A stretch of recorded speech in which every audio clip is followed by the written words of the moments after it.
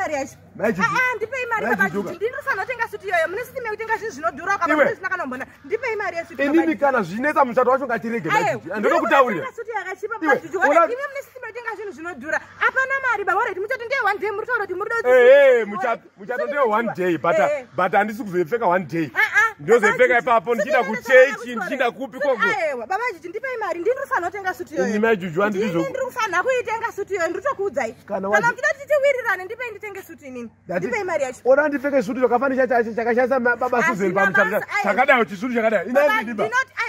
Yakangori diki chete. Mari ndinoshanda ini. Yakangori diki chete. Mari ndeyangu ndinoshanda mari ini. Ayo mari yenyu ndeyangu bajuju. Ipapo muri kangasotora. Mari yenyu ndeyangu. Saka iwe uri kurwadwa papi. Ndipei ndinotenga sutu. Ndinotenga inini vakutsvaka sutu yakanaka. Gota torega Susan. Majuju. Kana mukida tiwiri. Majiri murodi. Aiwa mune umwe mukadzi. Majuju tiri murodi. Majuju majuju. Majuju ndokurola. Cheta wewe. Chiko chiri kuneni. Inzai hanzvadzi.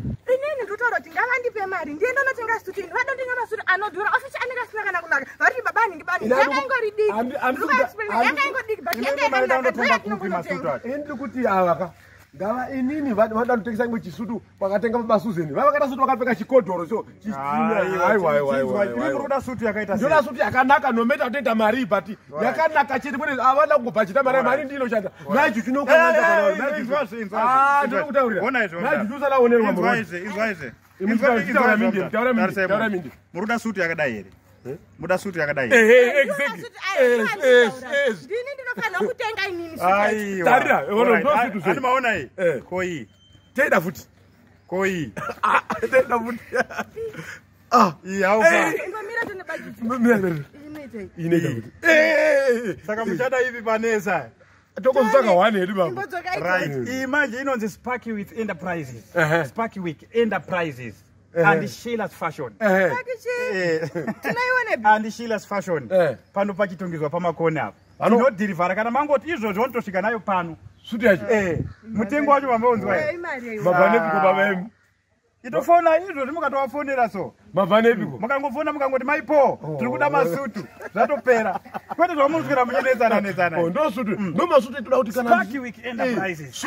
Sutu ino amusikana ndino deserve baba juju. Kwete anene vana amaimo vamatengerawo bhutsu iyi yaufai. Yakanaka.